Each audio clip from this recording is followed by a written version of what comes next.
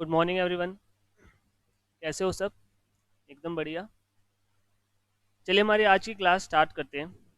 आज की क्लास में जो हमें टॉपिक डिस्कस करना है वो है हमारा AS29। AS29 का जो है हम आज डिस्कशन करने वाले हैं। जो हमारा आज का मुद्दा रहेगा वो है liability, contingent liability and provisions. ये क्या होते हैं, कैसे इन्हें AS29 ने डील किया है, इस चीज़ के बारे में आज हम डिस्कस करने वाले हैं बढ़िया से। जो हमारा AS29 है बहुत ही इंटरेस्टिंग टॉपिक है। आप कह सकते हो काफ़ी इंटरेस्टिंग और कॉन्सेप्चुअल है, समझने में काफ़ी मज़ा आता है। अगर आप ध्यान से समझने की कोशिश करोगे तो बहुत ही सिंपल है। ये चीज़ हमेशा ध्यान रखना, हमारे जो भी कंसेप्चुअल टॉपिक होते हैं वो बहुत ही सिंपल होते हैं। दैट मीन्स अंडरस्टैंडिंग आप बहुत इजीली बना सकते हो, क्वेश्चंस बहुत इजीली आप सॉल्व कर सकते हो। ठीक है, दैट मीन्स मार्क्स भी आप काफ़ी अच्छे अचीव कर सकते हो। एंड सेकेंडली आप जो है उसको अगर अच्छे से समझने की कोशिश करोगे तो आपकी अंडरस्टैंडिंग बढ़िया बनेगी और मजे भी काफी ज्यादा आते हैं। तो चलिए स्टार्ट करते हैं। टॉपिक हमारा आज का है liability, contingent liability and provision. Basically AS29 के मुद्दे हम डिस्कस करने वाले हैं।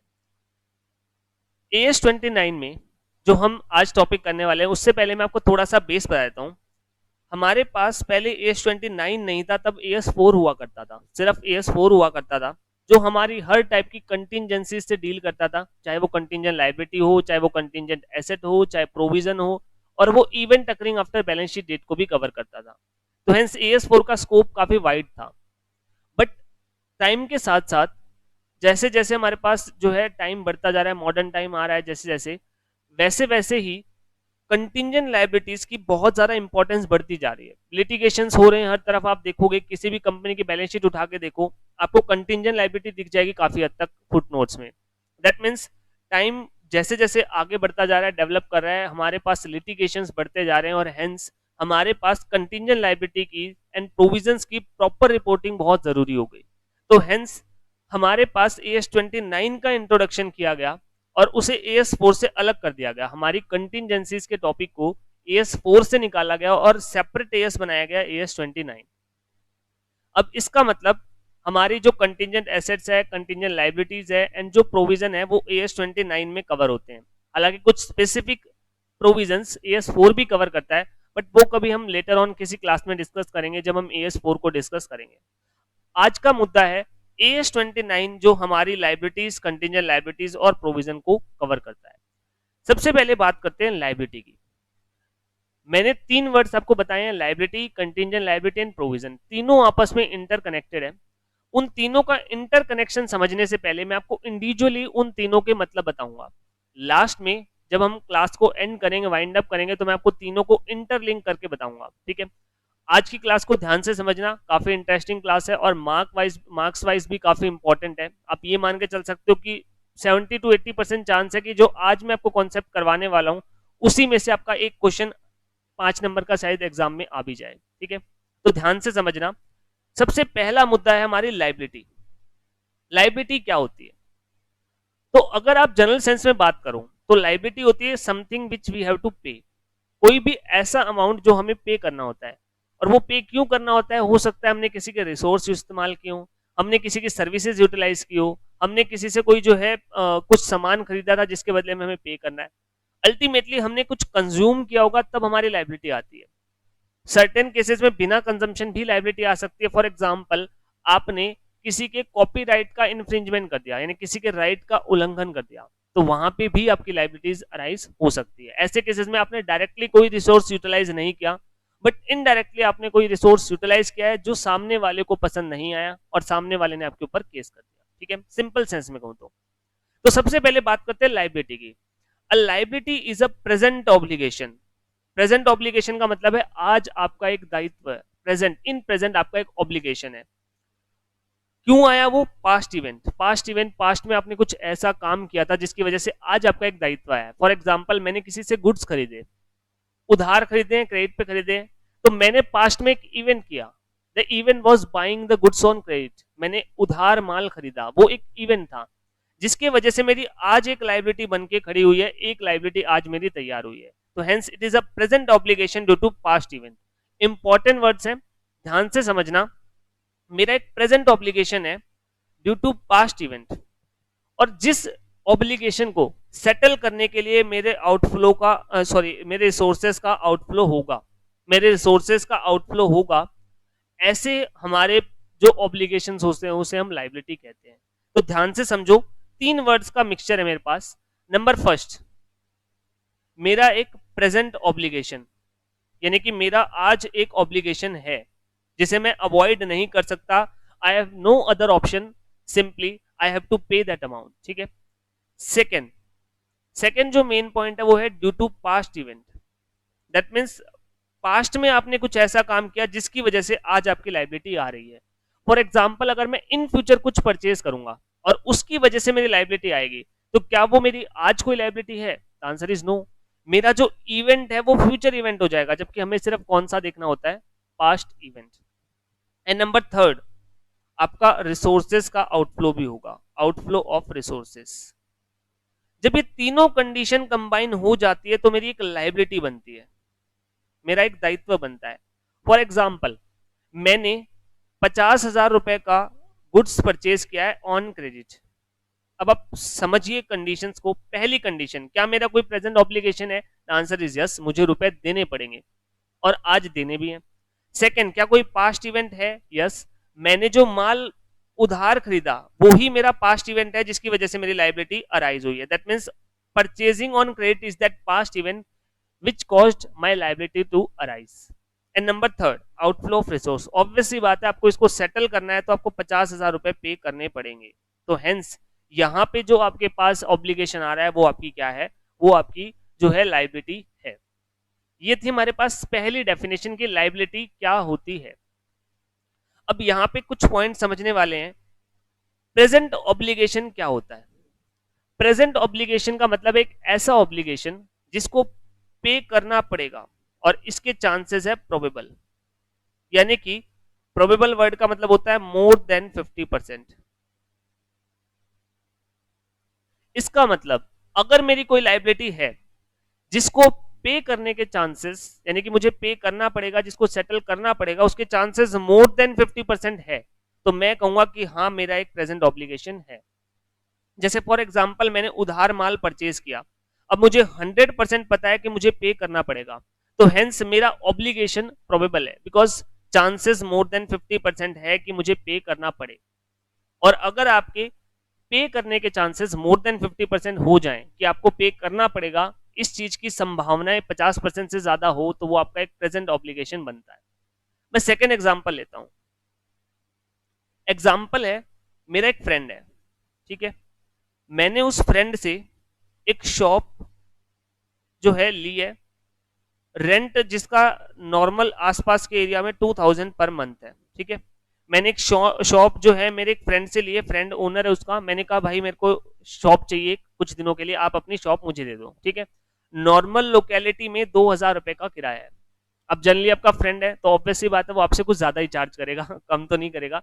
बट फॉर एग्जाम्पल मान लीजिए एक शरीफ दोस्त है, ठीक है, ये शरीफ दोस्त है और ये किराए के लिए मना करेगा, ऐसा मुझे लग रहा है, ठीक है। ये कहेगा यार किराया क्या है, अपना आपस की बात है, मैंने तेरे कभी 10,000 रुपए लिए, वो मत देना मत लेना, जस्ट जोकिंग। कहने का मतलब ये है कि मान लीजिए इस फ्रेंड के रेंट लेने की संभावना है, मुझे लग रही है कि यार सिर्फ 25% चांस है कि वो मुझसे रेंट मांगे, 75% मुझे लग रहा है वो मांगेगा ही नहीं। तो मेरा आपसे क्वेश्चन है, मेरे पास एक ऑब्लिगेशन तो है, पे करना पड़ सकता है, बट क्या वो प्रेजेंट ऑब्लिगेशन है? पे करने के चांस, यानी कि मेरी लाइबिलिटी अराइज हो पे करने की, इसके चांस सिर्फ 25% है। एंड वो एक ऑब्लिगेशन, प्रेजेंट ऑब्लिगेशन कब बनता है? जब चांसेस मोर देन 50% हो, दैट मीन्स जब वो प्रोबेबल हो, दैट मीन्स प्रोबेबल होना चाहिए। क्या ये वो प्रोबेबल है? आपको कि नहीं सर सिर्फ 25% चांस है पे करने के, फ्रेंड मना ही कर देगा, 75% चांस तो ये है, तो सिर्फ 25% चांस है कि आपको पे करना पड़ेगा कुछ। हेंस मेरा ये जो ऑब्लिगेशन है ये प्रेजेंट ऑब्लिगेशन नहीं है, ये मेरा क्या है? Possible obligation. आई थिंक अब आपको क्लियर हो गया होगा प्रेजेंट ऑब्लिगेशन क्या होता है। जब आपके लाइबिलिटी पे करने के चांसेस मोर देन 50% हो तो वो हमारे पास प्रेजेंट ऑब्लिगेशन बनता है। जैसे इस एग्जांपल में फ्रेंड मुझसे रुपए ले, इसके चांस मेयरली 25% है, तो हेंस मैं कहूंगा एक पॉसिबल ऑब्लिगेशन है। लेकिन अगर यही चांस 60% होते तो अब ये मोर देन 50% हो गया, अब मैं इसे कहता कि ये एक प्रेजेंट ऑब्लिगेशन है। जब पहले केस में चांसेस मेयरली 25% हैं, तो हेंस ये मेरी कोई लाइबिलिटी नहीं है, ठीक है, it is not my liability because अभी प्रेजेंट ऑब्लिगेशन नहीं बना, it is merely a possible obligation, ठीक है। लेकिन सेकेंड जब केस है 60% चांस बन चुके हैं, तो AS29 कहता है ये आपकी लाइबिलिटी बन गई है बिकॉज ये एक प्रेजेंट ऑब्लिगेशन है। तो ये है आपका एक प्रेजेंट ऑब्लिगेशन। पास्ट इवेंट है, आपने शॉप जो है वो रेंट पे ली, एंड अमाउंट रिसोर्स का आउटफ्लो तो होगा ही होगा, ऑब्वियस सी बात है, ठीक है। अगर आपको चांसेस 50% से ज्यादा हैं तो दैट मीन्स आपको रिसोर्सेस देके ही जो है उस ऑब्लिगेशन को नक्की करना पड़ेगा, यानी कि आपको किराया देना पड़ेगा इन कैश, ठीक है। तो हेंस ये मेरी लाइबिलिटी बन जाएगी। लेकिन अगर मैं बात करूं 25% वाले केस में, तो वहां पे मेरा प्रेजेंट ऑब्लिगेशन ही नहीं है, वो एक पॉसिबल ऑब्लिगेशन है, हेंस वो मेरी लाइबिलिटी नहीं बनेगी। तो ये थी मेरी पहली डेफिनेशन, लाइबिलिटी क्या होती है, ठीक है। अब आगे चलते हैं। नेक्स्ट जो मेरी डेफिनेशन है वो है मेरी कंटिंजेंट लाइबिलिटी। नाम से पता चल रहा है, लाइबिलिटी वो होती है जो मुझे पे करना है, और कंटिंजेंट लाइबिलिटी वो होती है जो मुझे पे करना पड़ सकता है। मेरे हिंदी के वर्ड्स के ऊपर फोकस कीजिए, मैंने कहा लाइबिलिटी वो होती है जो मुझे पे करना है, और लाइबिलिटी के बाद कंटिंजेंट लाइबिलिटी वो होती है जो मुझे पे करना पड़ सकता है, ठीक है। हिंदी के वर्ड्स के ऊपर फोकस कीजिए। अब देखिए कंटिंजेंट लायबिलिटी होती क्या है। अब कंटिंजेंट लायबिलिटी जो होती है उसे हम दो लिम्ब्स में या दो पार्ट्स में पढ़ सकते हैं, पार्ट 1 एंड पार्ट 2। सबसे पहले बात करते हैं पार्ट 1 की। एक possible obligation that arises from past event and the existence of which will be confirmed only by occurrence or non-occurrence of one or more uncertain future events not wholly within the control of the enterprise। ऐसा कोई obligation जो again past event के कारण arise हुआ हो। तो ये बात समझ लो कि चाहे कॉन्टिंजेंट लायबिलिटी की बात करो चाहे लायबिलिटी की, हमेशा हम पास्ट को देखते हैं, कभी भी फ्यूचर को नहीं देखते। मैं फ्यूचर में ये करूंगा, मैं फ्यूचर में वो करूंगा, that they does not generate my liability और कंटिंजेंट लाइबिलिटी, ठीक है। सिर्फ हमें पास्ट इवेंट्स हमारे कंसिडर करने होते हैं। अगर आप फ्यूचर में कुछ करने वाले हो तो ना तो आपकी लाइबिलिटी आएगी ना कंटिंजेंट लाइबिलिटी, ठीक है। इसे एक फनी एग्जांपल से बताऊं तो ये कुछ ऐसे समझ सकते हो। आप कल स्कूल में शरारत करके आए, आपने कोई कांड किया है, कल आप कोई शरारत करके आए हो, आपकी पिटाई हो सकती है, पास्ट इवेंट है, बिकॉज आप पीछे काम कर चुके हो, शरारत कर चुके हो, उसके कारण आपकी छिताई हो सकती है। होने के चांसेस के ऊपर डिपेंड करेगा कि वो लाइबिलिटी है या कंटिंजेंट लाइबिलिटी। लेकिन अगर मैं कहूं कि आप कल जाके शरारत करोगे स्कूल में, वो ना ही आपकी आज लाइबिलिटी है ना ही वो कंटिंजेंट लाइबिलिटी है, बिकॉज आप सिंपली अवॉइड कर सकते हो, शरारत करना ही मत, ठीक है। कंटिंजेंट लाइबिलिटी और लाइबिलिटी लेकिन अवॉइडेबल नहीं होती, दैट मींस आप शरारत कर चुके हो, आपके पास कोई ऑप्शन नहीं है, दैट मींस पास्ट की घटना घट चुकी है, आपने जो है अपनी शरारत कर दी है, कभी भी फ्यूचर को कंसिडर नहीं किया जाएगा, ठीक है। लेकिन ये पास्ट इवेंट ऐसे हैं जिसका ऑब्लिगेशन अभी पॉसिबल है, that means chances less than 50% है। जैसे मैंने आपको फ्रेंड वाला एग्जांपल दिया, सिर्फ मेयरली 25% चांस है कि वो आपसे कुछ मांगे, तो hence it is a possible obligation. अब कब पता चलेगा? जब आप उसके पास जाओगे, कहोगे भाई किराया लेगा या नहीं लेगा, तभी जाके कंफर्म होगा, अभी तो नहीं पता। तो तब तक के लिए वो आपके लिए क्या बन जाएगी? Contingent liability. आपने आपके फ्रेंड से दुकान किराए पे ली, इस्तेमाल कर ली है, ठीक है, इस्तेमाल कर चुके हो, हेंस पास्ट इवेंट है, बट पेमेंट लेगा या नहीं लेगा उसके चांसेस मेयरली 25% लग रहे हैं आपको, तो हेंस आपके लिए आज वो पॉसिबल ऑब्लिगेशन है, जिसका एक्चुअल लायबिलिटी बनना या ना बनना फ्यूचर में जब आप उससे बात करोगे तभी पता चलेगा।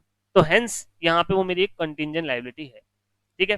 तो पहला पॉइंट इसे ऐसे समझिए, मैं दोनों को आपस में लिंक करूं तो मेरी लायबिलिटी क्या थी? लायबिलिटी थी मेरा एक ऑब्लिगेशन है और जिसकी चांसेस मोर देन 50% है, तो वो क्या बन जाता है? प्रेजेंट ऑब्लिगेशन, ठीक है। प्लस मेरे पास एक पास्ट इवेंट है और प्लस आउटफ्लो ऑफ रिसोर्सेस भी है।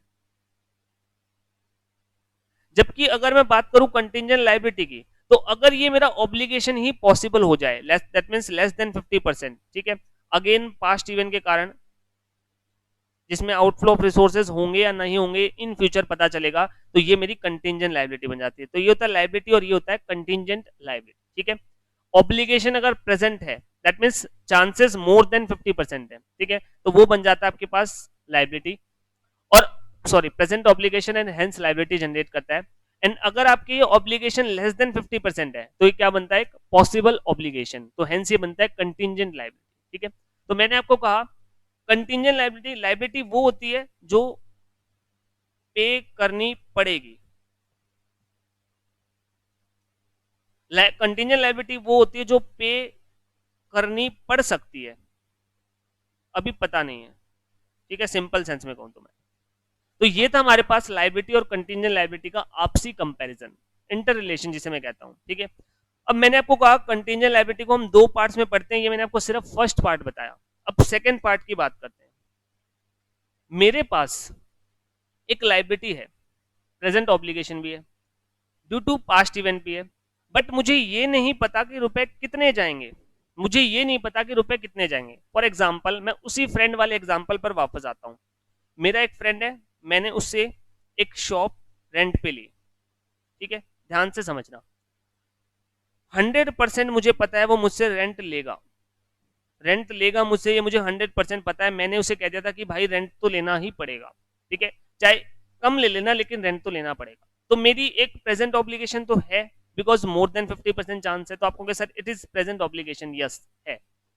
दूसरी बात, पास्ट इवेंट भी है। पास्ट इवेंट क्यों है, क्योंकि मैंने शॉप को किराए पे लिया है। ठीक है, रेंट पे लेना ही मेरा वो पास्ट इवेंट है जिसके कारण मेरा एक ऑब्लिगेशन अराइज हो रहा है। तो आप कहोगे सर प्रेजेंट ऑब्लिगेशन भी है और पास्ट इवेंट भी है, लेकिन दिक्कत ये है कि मैंने मेरे फ्रेंड से बैठ के आउटफ्लो का अमाउंट डिस्कस नहीं किया। दैट मीन्स हमारा रेंट फाइनलाइज नहीं है, रेंट कितना लेना है वो फाइनलाइज नहीं है। आसपास के एरिया में कोई दुकान भी नहीं है, सारी खाली पड़ी है, तो हेंस हम आइडिया भी नहीं लगा सकते रफली। दैट मीन्स ना तो फिक्स अमाउंट पता और ना ही हम उसे एस्टिमेट ही कर सकते, बिकॉज मेरे पास एस्टिमेट करने के लिए भी कोई बेस नहीं है। तो सिंपली आप एक लाइबिलिटी रिकॉर्ड करना चाहते हो, आप चाहते हो कि आप एंट्री पास करो, rent account debit to friend, मान लो मिस्टर ए है तो मिस्टर ए बिकॉज पेबल है, सिंपली आप चाहते हो ये एंट्री पास करो। बट मुझे एक बात बताओ, क्या बिना अमाउंट आप एंट्री पास कर पाओगे? क्या कोई भी एंट्री आप बिना अमाउंट पास कर सकते हो? The simple answer is no. That means अगर मान लीजिए आपके पास एक प्रेजेंट ऑब्लिगेशन है, ड्यू टू पास्ट इवेंट भी है, बट अमाउंट ना पता हो, amount can not be measured, अगर अमाउंट ना पता हो तो क्या वो आपकी एक लाइबिलिटी बनेगी? The answer is no. Again liability नहीं बन पाएगी, रिकॉर्ड ही नहीं कर पाओगे।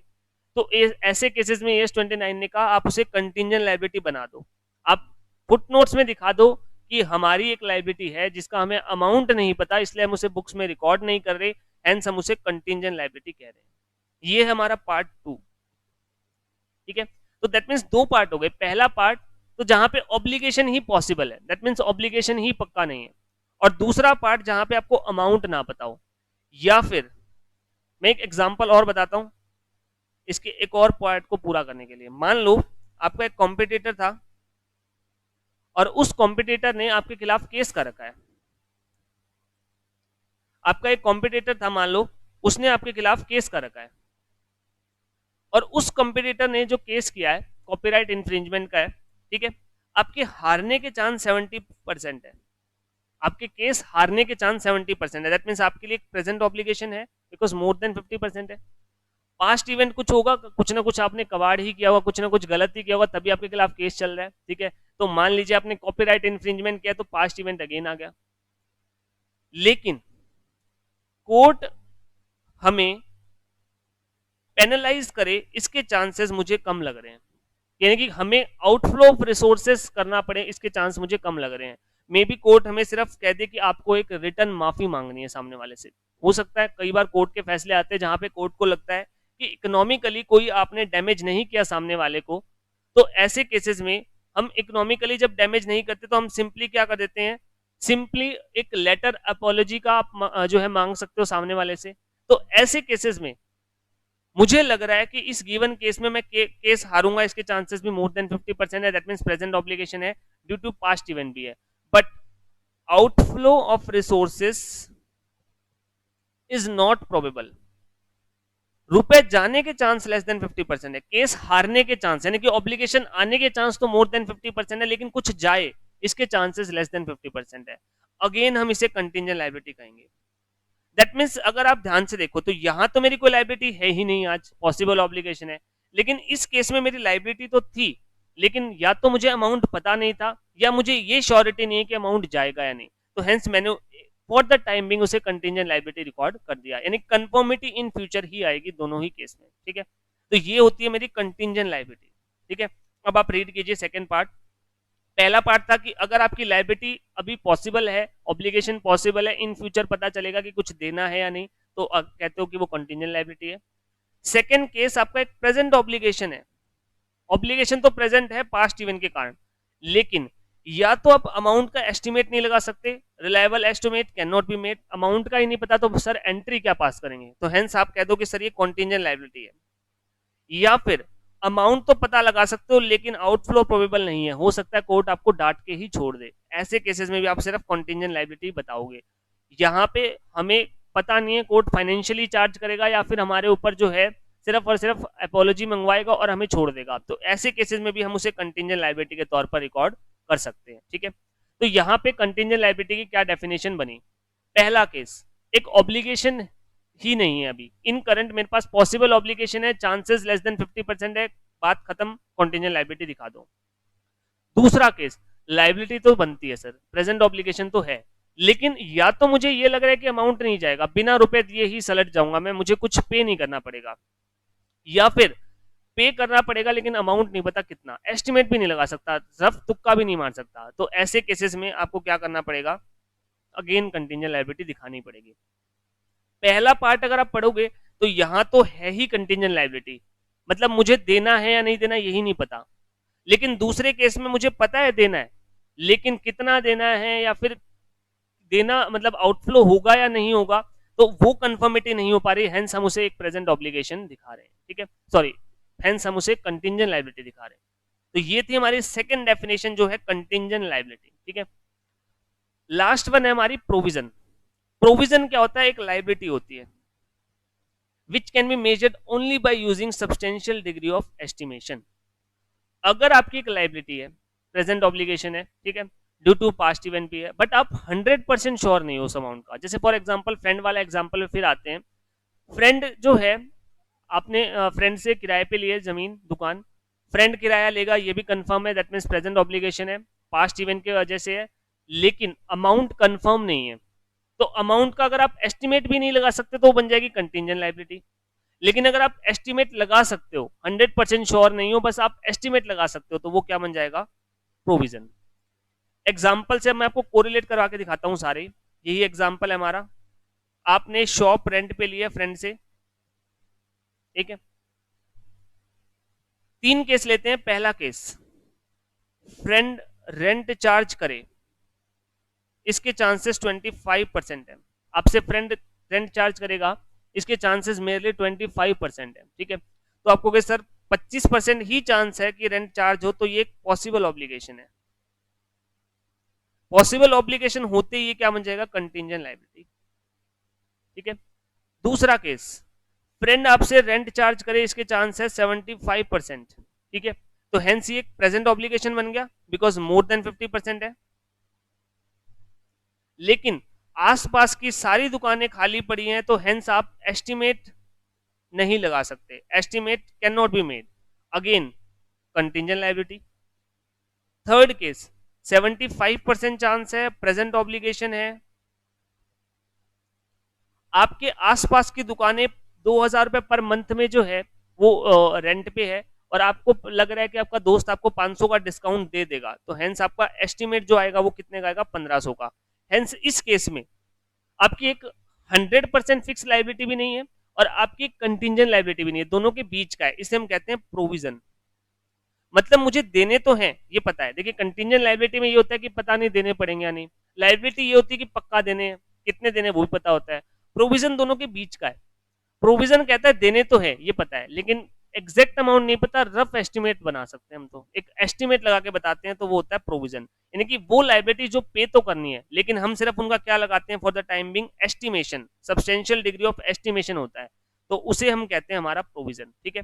नेक्स्ट केस, मान लीजिए 100% श्योर हो आप पे करना पड़ेगा, ठीक है, तो हेंस अगेन प्रेजेंट ऑब्लिगेशन है, फ्रेंड ने आपको किराया भी बता रखा है, आपका पहले से एग्रीमेंट है 2000 रुपए का, तो आप एक्चुअल अमाउंट भी बता सकते हो, तो यहाँ पे मुझे पता है कोई एस्टिमेशन नहीं है, ये सारा एक्चुअल अमाउंट है, देना भी पड़ेगा, पास्ट इवेंट भी है, तो हेंस ये एक्चुअल लायबिलिटी बन जाएगी। तो मैंने आपको एक ही एग्जांपल से तीनों को कंपेयर करवा दिया, what is contingent liability, what is provision and what is liability. तो आप इसे ऐसे समझ सकते हो, जो मेरे पास लायबिलिटी होती है वो 100% सर्टेन होती है, 100% सर्टेन, ठीक है। अबव 50% होते ही मेरी एक लायबिलिटी बननी स्टार्ट हो जाती है, प्रेजेंट ऑब्लिगेशन होता है, तो इस पीरियड में मेरा बनता है प्रोविजन, ठीक है। और ये पोर्शन मेरा है कंटिंजेंट लायबिलिटी का, ठीक है। तो ये पोर्शन मेरा कंटिंजेंट लायबिलिटी है, लेस देन 50%।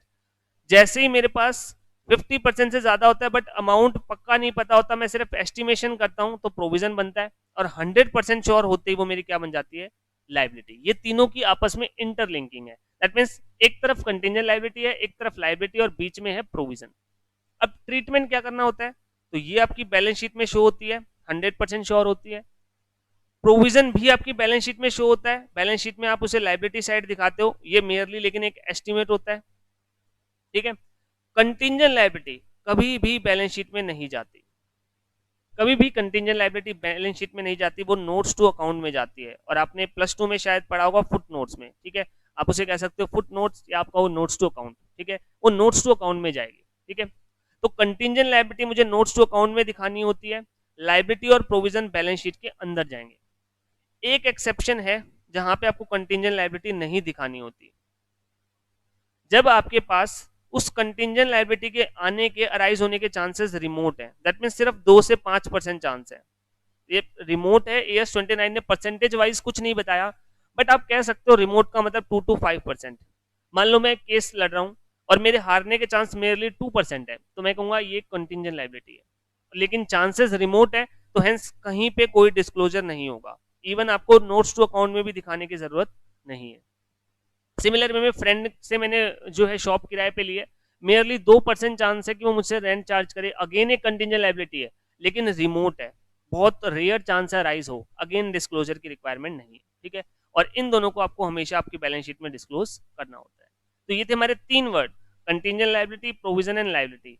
एक चीज हमेशा ध्यान रखना, ये only from past event arise होते हैं, ठीक है। अगर आप इन फ्यूचर कुछ करने वाले हो, फॉर एग्जाम्पल मैं एक बिल्डिंग सेट करूंगा, एक फैक्ट्री सेट करूंगा, और मैं उससे पोल्यूशन करूंगा इन फ्यूचर, और मेरे ऊपर पेनल्टी लगाई जा सकती है, तो क्या मुझे कोई प्रोविजन बनाना चाहिए? तो आपको कहे नहीं सर, आज कोई प्रोविजन नहीं बनेगा, बिकॉज ये फ्यूचर इवेंट की बात हो रही है। क्या आपने पास्ट में कोई पोल्यूशन किया है? The answer is no, past में पोल्यूशन कुछ नहीं किया, ये मैं फ्यूचर में करने वाला हूं, तो ये एक फ्यूचर इवेंट है, हेंस आज कोई प्रोविजन नहीं बनेगा, बिकॉज मैं इसे सिंपली अवॉइड कर सकता हूं।